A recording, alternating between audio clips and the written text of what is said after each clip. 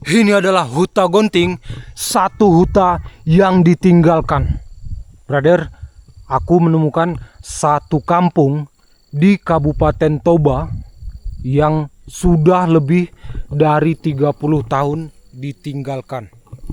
Di sini ada dua rumah, tapi di belakang masih banyak ya. Ini udah ditinggalkan tapi rumahnya masih berdiri kokoh, brother. Wow. Aku akan teruskan lagi ke sana. Ini walaupun sudah ditinggalkan, tapi orang-orangnya, pemilik rumah dari sini masih tetap ada yang berdatangan ke sini sebagai media penyimpanan hasil dari panen beras-beras atau padi ini. Karena mereka bertani di sini ya. Oke, yuk kita explore lagi ke dalamnya. Nice, ini ada rumah lagi ya. Ini di desa Silain.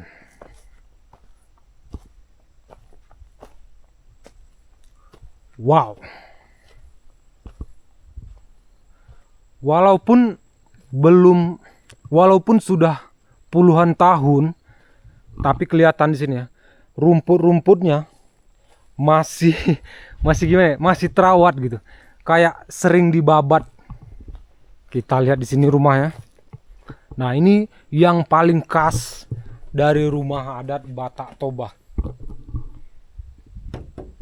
Kita kadang lebih tinggi daripada akses masuk ke rumah itu sendiri. Nah, ini mulai kelihatan lapuknya di sini ya. Karena nggak ditinggali. Ya karena memang rumah yang nggak ditinggali itu entah kenapa cepat hancur gitu. Kita lihat di sana ada satu sarang semut.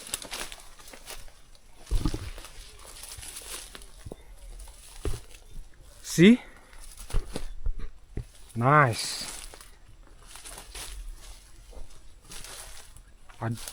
Ada satu sarang semut di sini. Oke lah ya, nggak usah kita ganggu. Kita lihat ke dalamnya lagi. Karena ini panjang ya ke sana. Ini banyak rumahnya. Warga penduduk di huta ini pada berpindahan sekitar kurang lebih 30 tahun yang lalu. Karena ada satu kejadian di desa tetangga atau di huta tetangga. Ada satu kejadian longsor dari bukit dan menimpa rumah-rumah atau huta yang ada di sana. Wow, di sini masih ada jalan. Nah, jadi karena takut akan kejadian serupa menimpa warga di sini pada saat itu, maka satu persatu warga di sini mulai berpindahan dari mulai ke tempat yang terdekat yang sudah ramai atau merantau. Dan kampung seperti ini bukan satu-satunya yang ditinggalkan ya. Ada puluhan kampung seperti ini di sekitaran Kabupaten Toba ini. Oke, kita persempit lah. Di sekitaran sini yang ditinggal ada puluhan ya. Bayangkan seberapa luasnya Kabupaten Toba atau sekitaran Danau Toba. Wow. Ini kayu-kayu yang udah lapuk karena nggak terawat sih. Mungkin kalau ada penghuninya bisa jadi dia lebih kuat lagi gitu karena dirawat. Mungkin ini dulu dapurnya ya. Ini pohon kemiri ya. Tapi walaupun udah lama ditinggalkan, nggak kelihatan kayak huta ini ditinggalkan gitu. Karena rumput-rumputnya tengok, dia terawat gitu. Nah, di sekitaran sini inilah sawah milik warga yang udah meninggalkan rumahnya ini. masih berdiri kokoh. Ada satu informasi lagi yang aku dapat, bahwasanya rumah-rumah yang ada di sini dipindahkan ke desa-desa atau kampung-kampung terdekat. Jadi satu persatu bahan atau kayu-kayu, seng atap dipindah, dilepas dan diangkut ke tempat yang akan didirikan rumah yang barulah gitu. Nah, ini lagi. Rumah di sini dijadikan tempat penyimpanan beras ya bagi para pemiliknya. Perlahan kita lihat. Ini tangganya udah nggak ada sih. Nah, ini padi-padinya ya. Sepeda motornya juga ada di sana.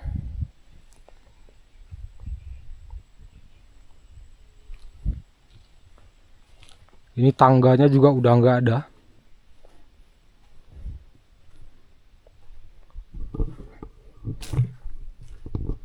Dulu di bawah ini pada masa-masa jaya rumah adat Batak Toba ini, di bagian bawah ini dijadikan tempat ternak kerbau.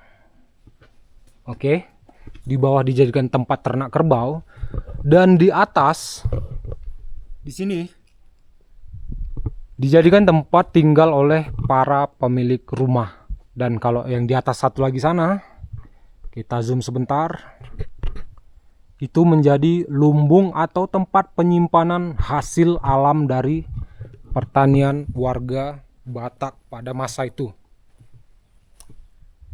Sebenarnya banyak alasan sih ya kenapa orang-orang pada meninggalkan kampungnya. Ya, salah satunya yang aku ceritakan tadi, karena takut kejadian serupa menimpa desa mereka akibat bencana dan mereka pindah. Lalu ada alasan-alasan lain. Apa itu? Karena modernnya zaman, karena semakin berkembangnya zaman, yang tadinya mereka punya anak kecil masuk sekolah SMK, SMA gitu ya. Jadi harus keluar dari kampung ini. Dan setelah tamat pun kalau mereka nggak mau berkebun atau nggak mau bertani, mereka harus keluar ke tempat yang lebih ramai. Bisa aja ke Parapat atau ke Medan atau ke Jakarta gitu ya. Seperti perantau-perantau asal tanah Batak pada umumnya. Cangkul di sini masih ada. Skop. Nah, itu dua alasan kenapa orang Batak meninggalkan hutannya sendiri. Oke, kita lihat di sana lagi ya.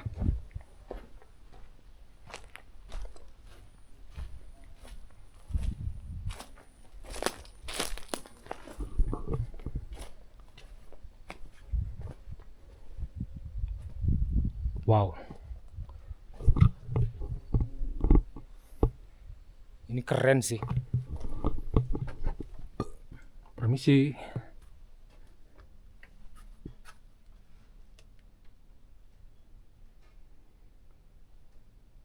Dan yang uniknya, rumah adat Batak ini, dia cuma satu ruangan di sini. Cuma satu ruangan. Tapi di sini biasa kamar sih. Kamar. Tapi ada juga yang plong semua dia.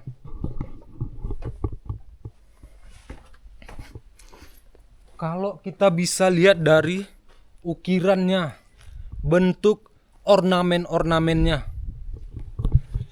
rumah Batak Toba ini adalah bukti bahwa kemodernan di masa lampau, ya kan,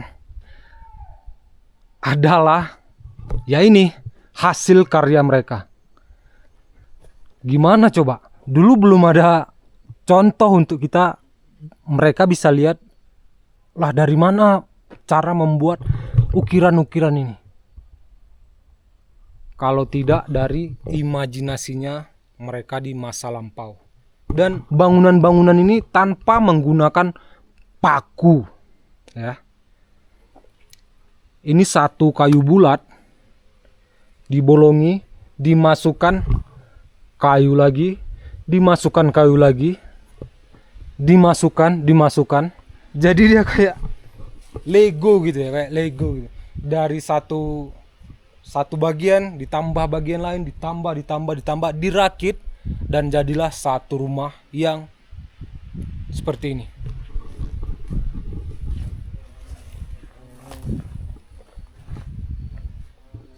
Ini juga ada ya.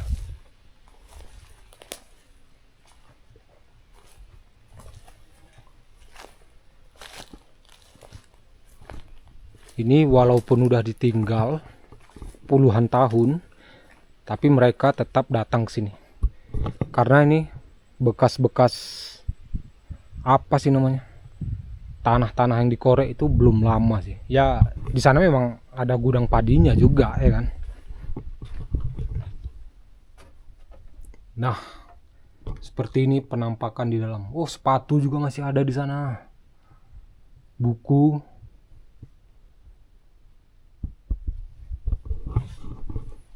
Bahkan tadi sampai bersarang-sarang semut. Nah, ini rempah juga nih di sini.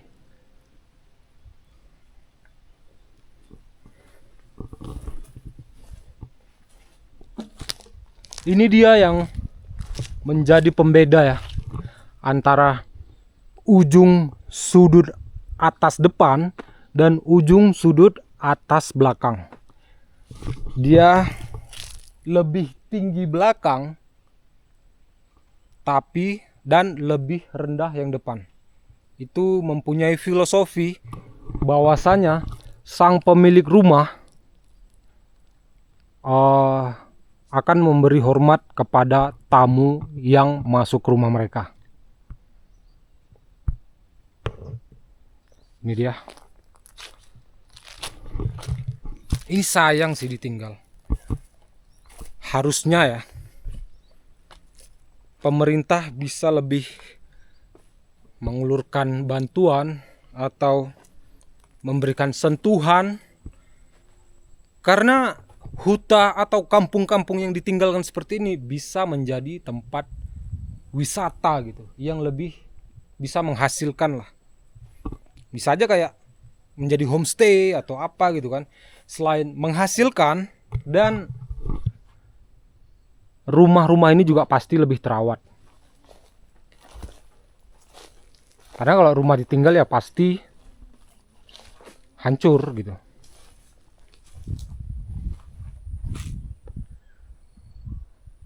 Ini beda ya. Waktu aku ke Samosir dan sekarang aku ke Toba, ada beberapa perbedaan dari ciri khas bangunan rumah adat ini. Yang paling pertama nih, ini kayu atau papan yang memalang ini, kalau di sini rata-rata dia agak melengkung dia gitu. Nah kalau di Samosir papannya itu lurus. Itu satu perbedaan. Dan kalau di Samosir juga ini kan agak sedikit tegak ya. Kalau di Samosir dia agak lebih mereng, cup gini, baru dia ke atas. Apakah memang setiap daerah itu memiliki perbedaan arsiteknya, atau memang ini kebetulan? Mana nih kawan-kawan, brother, yang orang-orang Batak Toba, mana tahu bisa kasih penjelasan yang lebih jelas. Yuk kita diskusi, saling bertukar informasi di kolom komentar. Oke. Nah ini nih, ini ya. Ini satu rumah adat Batak dan ditambah dapur. Ini biasa dapur ini. Nah ini dapurnya. Jadi dia nyambung gitu. Tapi ini cuma penambahan aja ya. Kalau aslinya itu dapurnya nggak ada. Cuma ada satu bangunan kayak gini aja.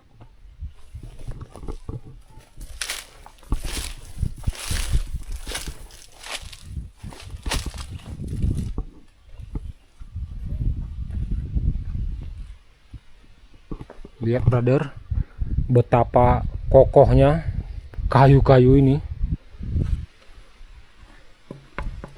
Ini udah 30 tahun loh ditinggal. Dan kira-kira sejak kapan ya rumah-rumah ini dibangun? Adakah yang berusia ratusan tahun? Mungkin bisa jadi ya. Oh ya, aku juga punya satu informasi lain. Dulu di Huta Batak itu, setiap satu huta kayak gini, satu kampung kayak gini, dia memiliki pagar ya. Yang satu huta ini dikelilingi oleh pagar batu, kayu atau bambu gitu. Jadi dia kampungnya ini tertutup. Lalu ada pohon hariara di depan pintu gerbangnya. Tapi mungkin ini nggak ada ya, atau memang udah nggak ada.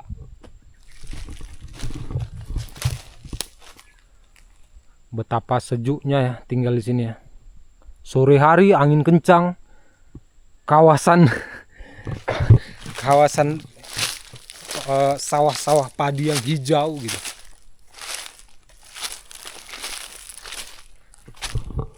Nah ini nih, ini yang aku bilang tadi, walaupun hutannya sudah ditinggalkan, tapi masih ada yang menggunakan rumahnya sebagai tempat penyimpanan hasil alamnya. Ini menjadi lumbung padi di sini. Nah, satu lagi, kalau ada rumah yang dipindahkan dari sini menuju huta lain atau ke daerah lain, butuh waktu berapa lama tuh ya untuk memindahkannya? Mungkin pertama dia harus bongkar dari yang paling atas ya, atap, seng, makin turun ke bawah, turun ke bawah, turun ke bawah, turun ke bawah gitu. Ya saling bergotong royong lah ya.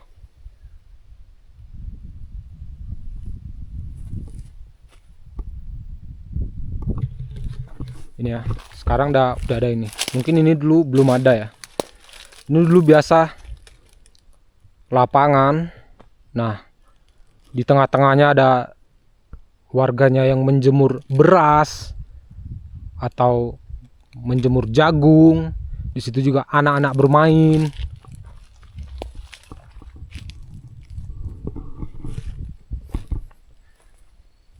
Ini keren sih.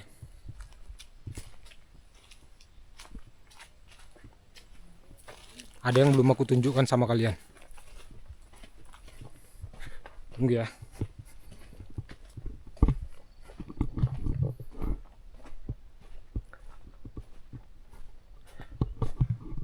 Kita akan naik ke sini. Nah, ini dia. Ada di beberapa rumah, aku melihat kepala kerbau dan tanduknya. Tapi di Kabupaten Toba ini, di Huta Gonting ini, dia juga ukiran dari papan. Oh, itu ada namanya, Maruli Sianipar. Sejak 25 Agustus 1995 untuk rumah yang ini. Wow. Dari masa tahun 95 rumah ini dibangun.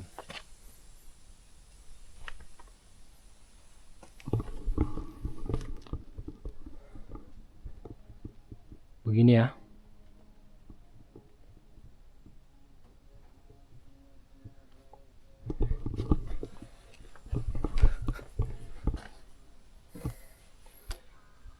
Memang di sekeliling sini banyak perbukitan sih. Ada orang. Kita tanya-tanya sebentar ya.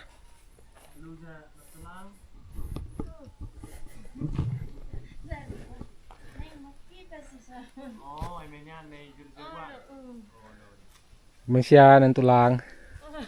Dan dari titip terpal.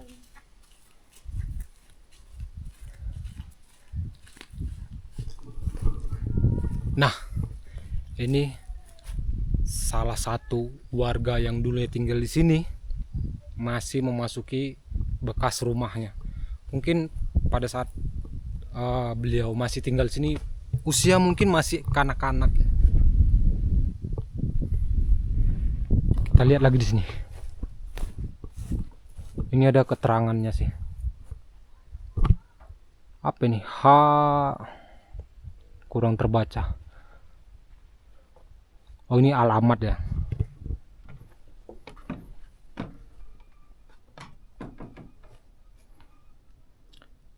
Nah, ini yang seperti aku bilang tadi, ada hasil alam di sini. Ini padi-padi dan jagung-jagung bekas-bekasnya lah ya, yang udah kering. Tapi ini beda ini. Aku pernah masuk ke rumah adat seperti ini di Kabupaten Samosir. Dia nggak ada pintunya, tapi kalau yang ini ada.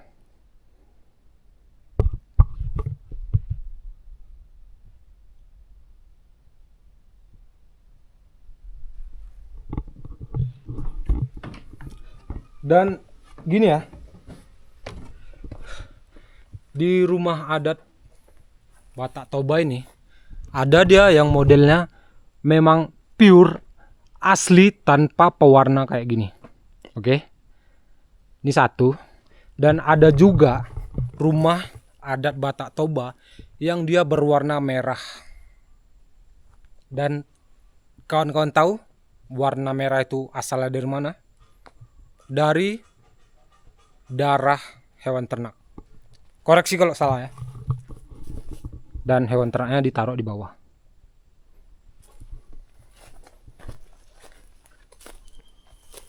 Ini masih sering orang lewat sih kayaknya sini.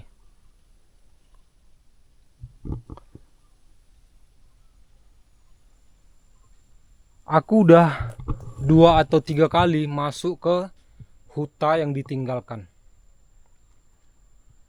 Tapi sejauh ini masih yang paling cantik. Walaupun udah 30 tahun lebih ditinggalkan. Oke, brother. Nah, untuk kawan-kawan laek-laek ito-ito yang di luar daerah Sumatera Utara, di Pulau Jawa kah, di luar negeri lah, atau di mana aja di seluruh belahan dunia manapun, kemanapun kamu melangkah, kemanapun kamu pergi, tetap ingat bahwa tanah kelahiranmu adalah di sini. Siapa? Nah, ini layak-layak yang masih berkegiatan di huta ini. Ada satu nadanya kayak gini. Walaupun banyak negeri ku jalani, yang masyhur permai di kata orang, tetapi kampung dan rumahku, di sanalah ku rasa tenang. Rasa tenang apa rasa senang gitu.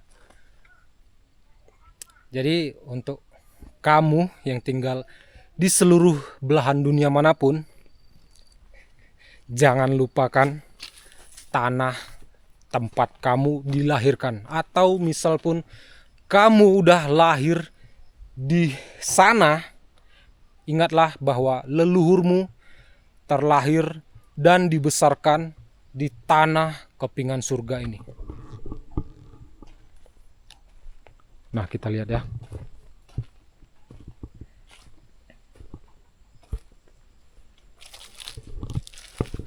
Jemur padi ya nanti lang. Iya. Oh, Enggak, bukan jemur, kipas biar itunya. oh kipas. Yang enggak ada isinya. Oh.